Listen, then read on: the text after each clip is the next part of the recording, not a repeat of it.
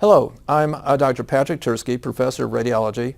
I'm a neuroradiologist at the University of Wisconsin in Madison, Wisconsin, and I'd like to welcome you to this program titled Best Practices for the Use of MRA in Stroke Diagnosis. I wanted to mention that although gadolinium compounds are approved by the FDA for use as contrast agents in MRI imaging, these contrast agents are not approved by the FDA specifically for magnetic resonance angiography, and thus many of the applications I'll be discussing today are considered off-label uses of gadolinium contrast agents. In this presentation, we'll begin by discussing several of the MR angiography methods. The non-contrast methods include 2D time of flight, 3D time of flight, and phase contrast. The contrast-enhanced methods include a rapid serial acquisition called dynamic contrast-enhanced MRA.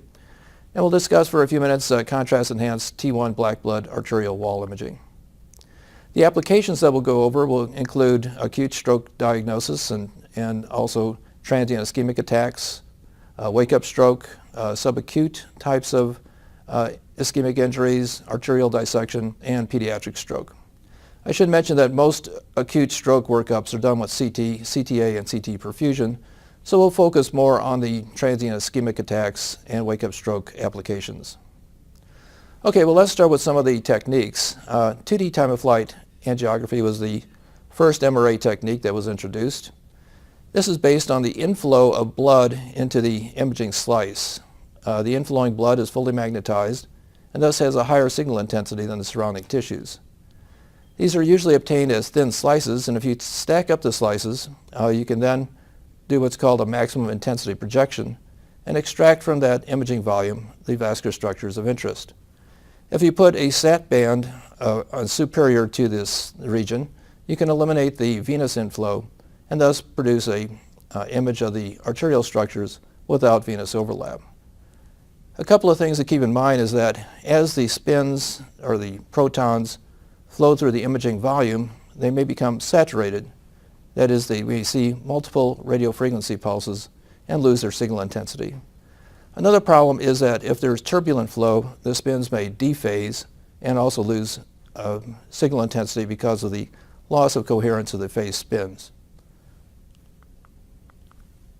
One of the applications of 2D time of flight imaging is the imaging of the venous system. And in this example, we can see that using overlapping thin slices, we're able to get a very nice image of the sagittal sinus, straight sinus, and the transverse sinuses. In this example, we can see that there's thrombus within the posterior aspect of the sagittal sinus, and also thrombus within the transverse sinus and straight sinus. One of the disadvantages of 2D time of flight is that because you're doing individual slices, that the technique is more sensitive to patient motion. It's a very good technique, however, if you want to look at very slow flow, because with their very thin slices, it's very sensitive to the inflow of blood into the imaging slice. The workhorse of MR angiography, however, is 3D time of flight.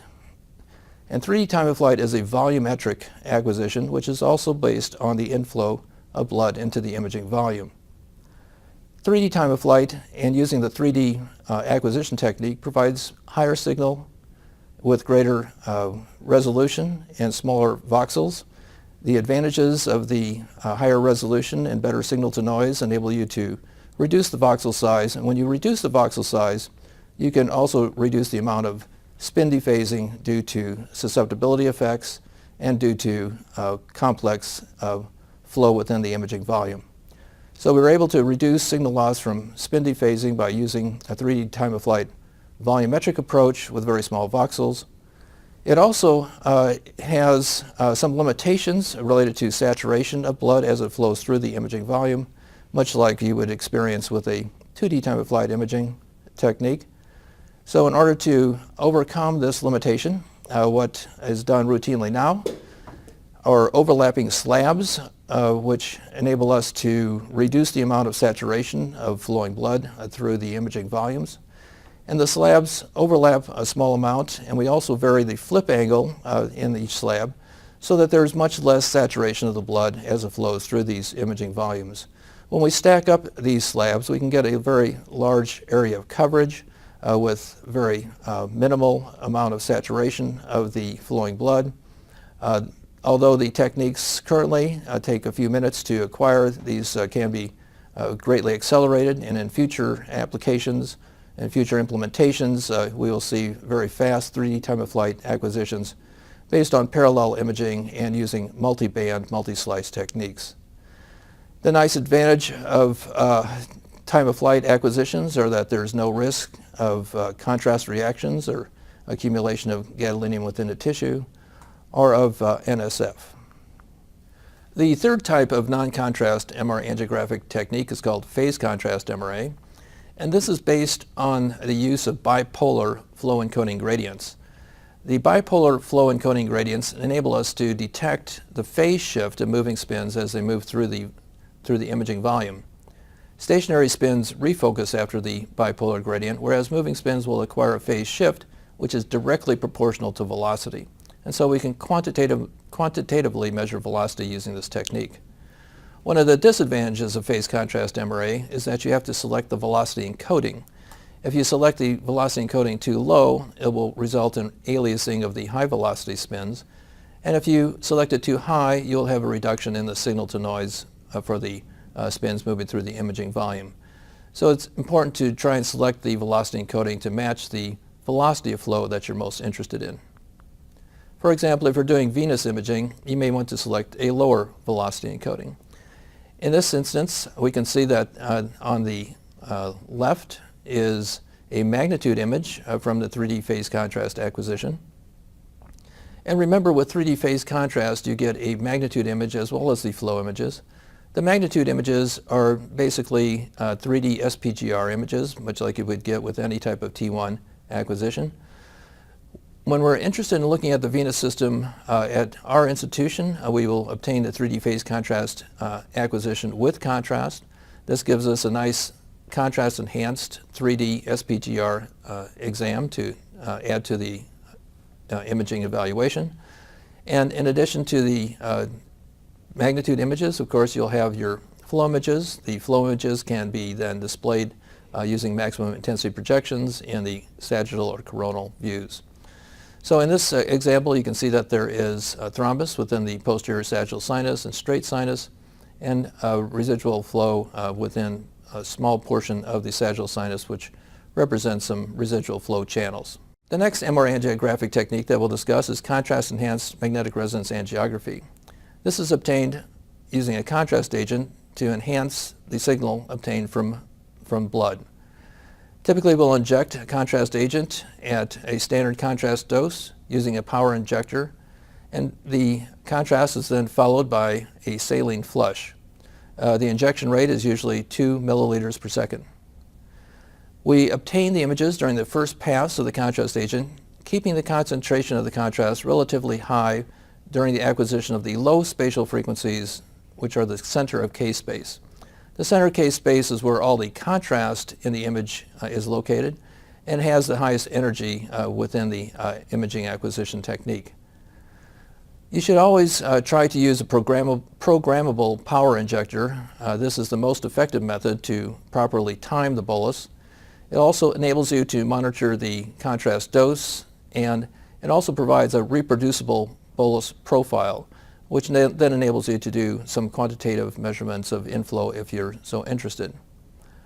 On the right, we can see a graph which shows the enhancement pattern for the arteries and the veins as the contrast flows through the cerebral vascular system.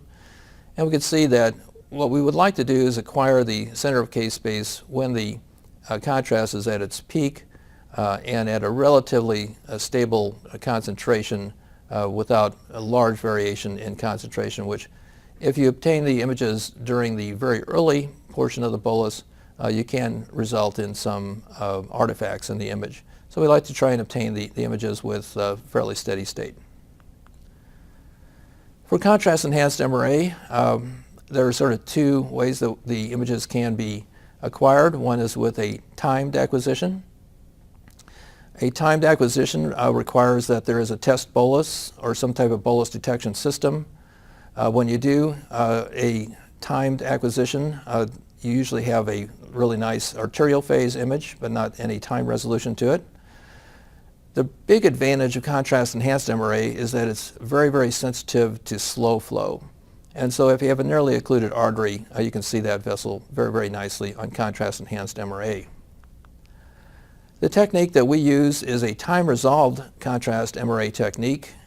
And in this slide, what I'm trying to demonstrate is that the way that you obtain time-resolved contrast-enhanced MRA is by sampling the center of case space more frequently than any other portions of the image. And so what we do is we oversample the center of case space. This gives us the higher energy, higher contrast information. And then the other portions of the image acquisition we obtain following that sample of the center of case space. And then we use a sort of montage of various portions of the acquisitions using one specific center of case space, but then using other portions of the acquisition from other portions of the case space to create this montage, which then moves through time with updating of the center of case space much more rapidly. We obtain a baseline background image to then allow subtraction. We subtract the background, and then we get a time-resolved image, which enables us to look both at the arterial and slow flow structures as well as the venous structures. In this example, we can see that this patient has a right subclavian steal, and there is occlusion of the innominate artery on the right. And on the left, you can see in relatively early phase from the time-resolved acquisition, you can see that there is then retrograde fill into the right internal carotid artery and some retrograde fill in the right vertebral artery. And these vessels have very, very slow flow and would be very difficult to image with any other technique. However, with time-resolved contrast-enhanced MRA, we are able to see these vessels very, very nicely. One last technique that I like to mention is contrast-enhanced black blood MRI. For this, we have a 3D T1 weighted acquisition, which uses a variable flip angle. This variable flip angle approach enables us to have very black blood within the image, enabling better visualization of the arterial wall. And when you give contrast material and use this method, you are able to detect if there is an inflammatory process in the arterial wall, some enhancement in the arterial wall. And this is very useful for evaluating things such as vasculitis or perhaps an atherosclerotic plaque that may have a large amount of inflammatory process. Let me just touch on our neurovascular protocols. For brain MRI imaging, we'll start with a sagittal T1 fast spin echo, axial T2 fast spin echo. And the T2 is done with FAT-SAT. Then we'll obtain an axial susceptibility weighted image, either a T2 star or a SWAN. This is followed by diffusion weighted imaging, from which we generate an ADC map. At our institution, we're very committed to doing perfusion imaging on most of our patients with cerebral ischemia type presentations. And so we'll do a perfusion weighted scan, a dynamic susceptibility weighted scan following a bolus injection of contrast. And then following contrast, we'll obtain some 3D volumetric scanning, T1 with FAT-SAT, and then also a T2 flare with contrast. The coronal T1 is the black blood technique that I discussed previously. For brain MRA, the workhorse is 3D time-of-flight multislab. If we're interested in looking at, say, collateral blood flow or a vascular malformation, we may add a time-resolved contrast-enhanced MRA. For venography, we'll use 2D time-of-flight and 3D phase contrast with contrast. And for neck MRA, we'll use 3D time-of-flight multislab and time-resolved contrast-enhanced MRA for the arch and carotids. If you're interested in looking at a patient with suspected arterial dissection, you'll want to do a proton density image with fat saturation. Okay, well, let's look at some cases now. All right, this is a patient who presents with TIAs involving both speech and motor areas. And on the 3D time-of-flight image, we can see that there is reduced signal intensity within the left middle cerebral artery. However, on the diffusion-weighted images, there's no evidence of infarction, no evidence of hemorrhage. When we look at the perfusion images, though, we can see that there is a marked prolongation of the transit time, reduced blood flow, but the cerebral blood volume is relatively normal. And this indicates that the patient has, using autoregulation, been able to maintain relatively adequate perfusion to that hemisphere. And that's why there's no evidence of infarction on the diffusion-weighted image. When we look at this patient's arch and carotids, we can see that there's a very severe stenosis at the origin of the left internal carotid artery. In fact, the flow has been reduced to such a point that the size of the internal carotid artery has been reduced, and sometimes this reduction in the diameter is called the carotid string sign. So this is a nearly occluded internal carotid artery with hypoperfusion to the left hemisphere. Similarly, in this patient, we can see that there is a string sign or reduced size of the right internal carotid artery. This one, however, is due to a stenosis involving the carotid siphon area, and we can see that the hypoperfusion related to this stenosis has in fact resulted in some ischemic injury to the deep white matter and the so-called border zone area, and also a perfusion abnormality which is quite a bit larger than the area of infarction.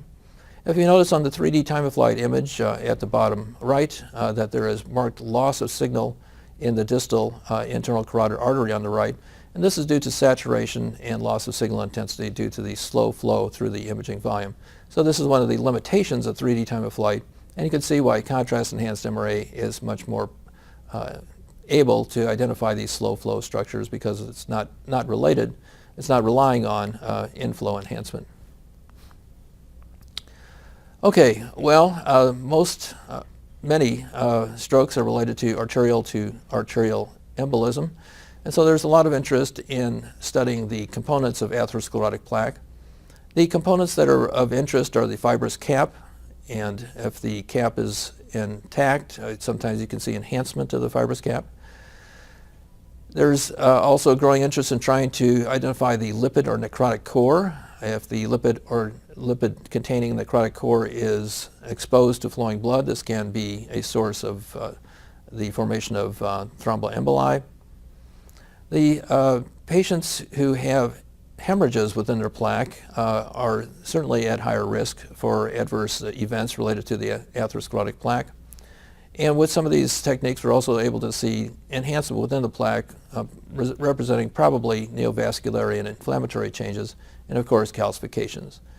And in the example on the right, you can see that there is an ulcerated plaque at the origin of the internal carotid artery. And then on the source images to the far right, you can see that there's a little high signal intensity area outside of the area of ulceration representing an area of hemorrhage. CTA is very good at identifying atherosclerotic disease within the carotid bifurcation, but it is difficult on CTA and CT to determine whether you're looking at a lipid-containing plaque or whether it's an area of hemorrhage. Investigators have postulated that if the plaque is larger than 4.4 millimeters in thickness, that these plaques are invariably what are called vulnerable plaques, ones that have a high probability of producing symptoms down the road. And you can see on the CTA on the top that this plaque, although it is relatively smooth, it is greater than 4 millimeters in thickness. And on the diffusion-weighted images on the bottom, we can see that there are multiple small emboli related to this atherosclerotic plaque. So this would be a vulnerable plaque and probably the culprit plaque for these areas of multiple areas of small infarction. Another large area of stroke is cardiac source, and this is a patient who presented with a left MCA occlusion. The patient was ultimately found to have a patent foramen ovale. We can see that the left MCA is completely occluded both on the 3D time-of-flight MRA, the contrast-enhanced MRA, and the DSA. The central core of the infarct is predominantly in the basal ganglia region on the left. On the perfusion-weighted images, we can see that the perfusion abnormality is quite a bit larger, with involving in the entire distribution of the left middle cerebral artery. This patient then went on to endovascular thrombectomy and had a very good outcome from the treatment, even though there was an area of infarction in the deep basal ganglia region. The DSA image shows the post-embolectomy reperfusion to the left MCA distribution, showing that the embolectomy really was able to reestablish normal flow to that region. This is another patient who presented with an embolus due to cardiac embolus due to atrial fibrillation. And we can see that there's a thrombus within the right middle cerebral artery, M1 occlusion, so-called dense MCA sign. When we look at the contrast-enhanced MRA on the bottom, we can see that there's no evidence of flow within the right middle cerebral artery. On the diffusion-weighted image, an area of infarction involving the insula cortex and the basal ganglia, and then a larger area of perfusion abnormality corresponding to the middle cerebral artery. So one of the questions that we would like to answer is, how much collateral flow does this patient have? And by using time-resolved contrast-enhanced MRA, we can determine whether there is collateral flow coming in from leptomeningeal collaterals or perhaps through the circle of Willis. And in this example, we can see that on the early arterial frame, that there's no flow within the right middle cerebral artery. When we go to sort of an intermediate frame, we can see that there is now filling of several right middle cerebral artery branches. And when we go to a venous phase, a late frame in the acquisition, we can see that most of the middle cerebral arteries that have been branches that have been filling via collateral flow have now washed out, with the exception of one opercular branch which has extraordinarily slow flow. So by using time-resolved contrast-enhanced MRA, one can assess the amount of collateral flow that a patient may have following a major arterial occlusion. Where MR really plays a significant role is in the patient who wakes up with neurologic symptoms. And it is unknown when the patient's neurological event started. Since there are time limits on when thrombolysis can be performed, it's important to know at what time point you are in the evolution of the patient's stroke. So here's a patient who comes in with a left middle cerebral artery occlusion. We can see that the occlusion begins near the carotid terminus and extends into the left middle cerebral artery, but we don't know what the age of this infarct is. When we look at the cross-sectional imaging, there is already increased signal intensity within the T2 weighted images and on the FLAIR images, and we know that the FLAIR images become positive at approximately 6 hours. When we look at the ADC map from the diffusion weighted imaging, we can see that there's already a large area of infarction, and on the T1 weighted images with contrast, slow flow within a few of the MCA branches. On the perfusion weighted images, there is a marked prolongation of the mean transit time and a severe reduction in the blood flow and blood volume, indicating that this tissue has already undergone infarction and that any intervention would be contraindicated in this particular instance. So we're well beyond the 6-hour time limit for thrombolytic therapy, and we can base that decision on the findings of the MRI. This is the follow-up scan about a week later on this patient, and we can see the completed large left middle cerebral artery infarct. And on the contrast-enhanced images, we can see that the blood-brain barrier is now disrupted in this patient, and there's marked contrast enhancement within the area of infarction.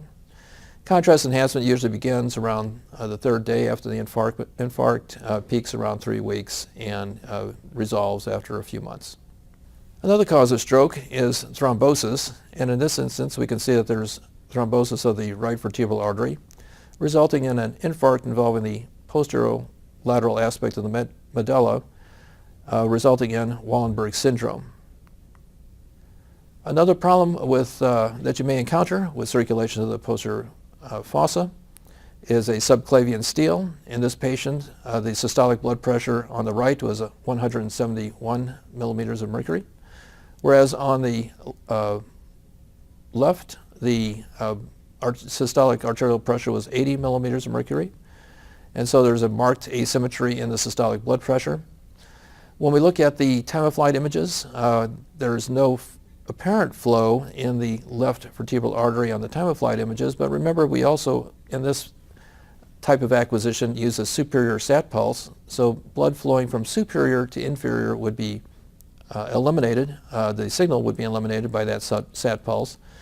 And so because in a subclavian steal, the blood flow is from superior to inferior, we're not picking up any flow because the flow is being eliminated by the superior sat pulse.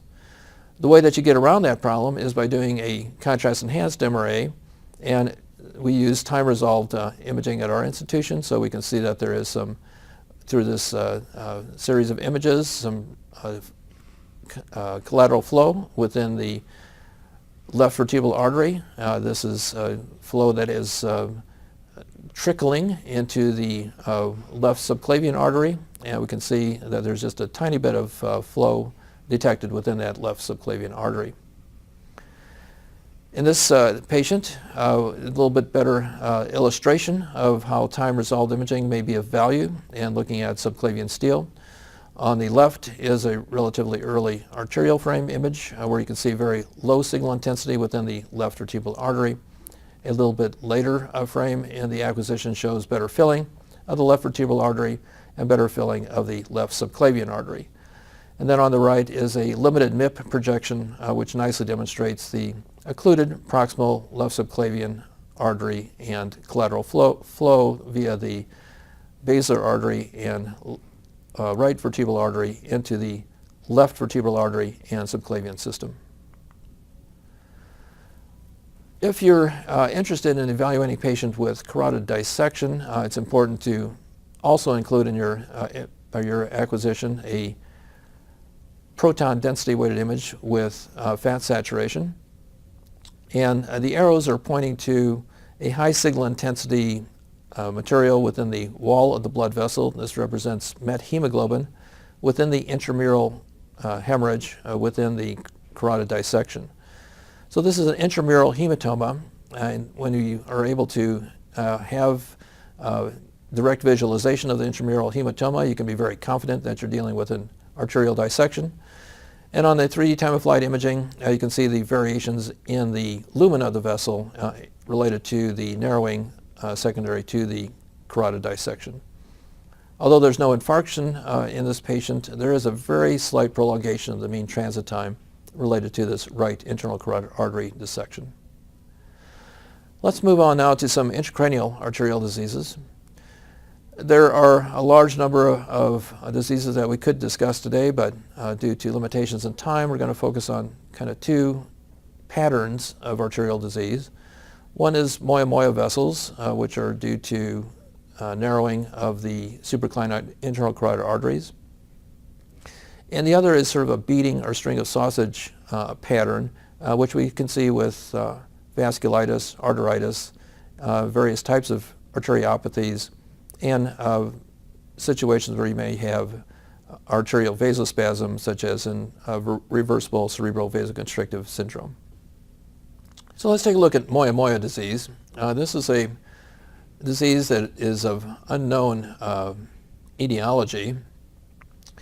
It results in progressive narrowing of the vessels in the circle of Willis region, predominantly the supraclinoid internal carotid arteries. And this results in extensive collaterals being developed, particularly in the region of the basal ganglia and the lenticular striates. Sometimes these collateral vessels have been called sort of a puff of smoke on angiography. And on the right is a digital subtraction angiography demonstrating these lenticulostriate collaterals. When you're evaluating patients with moya-moya syndrome with magnetic resonance angiography and MRA, what you will see are areas of reduced signal intensity within the supraclinoid carotids, and you can see that there's marked reduction in flow signal within the left middle cerebral artery. But if you look very closely, you also see that there are little dots of high signal intensity within the basal ganglia region, and these represent the lenticulostriate vessels, which are hypertrophied in this instance. On the perfusion-weighted imaging, we see patchy areas of reduced perfusion. On the diffusion-weighted imaging, in this instance, we see a relatively acute infarct in the right frontal lobe. And on the T1 images with black blood imaging and contrast enhancement, we can detect the area of enhancement within the supraclinoid carotid artery, which likely represents some inflammatory process and potentially active disease related to the Moyamoya syndrome. So this is sometimes helpful in trying to determine how active the Moyamoya process is. In CNS vasculitis, there are a number of situations where you're just not sure of what you're dealing with, and vasculitis is often in the differential. Many times we'll not see very much on MRI or MRA, and that does not rule out vasculitis, but in some instances you will be able to see the sort of beaded appearance of the arterial structures on the time-of-flight imaging. On the three images on the right, the 3D time-of-flight MRA clearly shows a sort of beaded appearance of the arterial vessels, which is very characteristic of an vasculitis with sort of beading of the arterial structures. The diffusion-weighted image shows an area of infarction involving the deep white matter of the left parietal lobe and, of course, multiple perfusion abnormalities. On the top, the FLAIR image shows a small amount of hemorrhage, and patients with vasculitis can occasionally present with hemorrhage over the convexities. Sometimes vasculitis can be very, very difficult to detect with MR. On the left is a black blood T1 contrast enhanced image, and there's just a faint area of enhancement within the deep white matter of the left hemisphere. We see a very subtle variation in the diameter of one of the parietal middle cerebral artery branches. But when we look at the FLAIR images, we can see that there are multiple areas of prior infarction involving the deep white matter. And so by putting all of these findings together, we can come up with the likelihood that we're dealing with a vasculitis in this patient with SLE. This is a patient who has focal arteriopathy of childhood, and on the left is the initial T1 contrast enhanced black blood image showing some very subtle enhancement within several of the sylvian branches of the right middle cerebral artery. On the follow-up image, we can see contrast enhancement within the area of infarction, which is predominantly in the basal ganglia. And then on the 3D time-of-flight MRA, again, the sort of beaded appearance related to this arteriopathy in this particular child. On the bottom, we see the diffusion-weighted images, the ADC map, and the perfusion images demonstrating the infarct involving the basal ganglia, and then the larger perfusion abnormality related to the reduced flow in the right middle cerebral artery region. In this child, who had a prior viral illness and turned out to have varicella vasculitis, we can appreciate that there is narrowing of the supraclinoid carotid on the 3D time-of-flight images on the bottom. On the black blood contrast-enhanced MRI images, we can see there's enhancement within the wall of the supraclinoid carotid related to the inflammatory process, and then prolonged transit time on the perfusion images on the far right on the bottom. On the top, we can appreciate the extent of the infarct involving the left basal ganglia and left frontal lobe regions. So in conclusion, both CT and MR may be necessary to evaluate patients with acute ischemia or hemorrhage. Keep in mind that patients who have a GFR less than 30 milliliters per minute may have increased risk for nephrogenic systemic fibrosis. And in these patients, contrast should be limited, or perhaps a non-contrast technique should be selected. Remember also that 3D time-of-flight are the workhorse for intracranial imaging and for many carotid evaluations. However, there are limitations to 3D time-of-flight related to saturation of flow of spins moving through the imaging volume and loss of signal intensity due to complex and turbulent flow. These limitations can be, to a large degree, eliminated by the use of contrast-enhanced MRA, which enhances the signal from blood, is not dependent on inflow enhancement, and can detect very, very slow flow. I'd also like to direct you to the ACR, which has both appropriateness criteria, standards and guidelines, and contrast manuals for the use of contrast agents and for MRI imaging. So I'd like to thank you for participating in this activity. And at this time, I'd like you to continue on to answer the questions that follow this presentation. Thank you very much.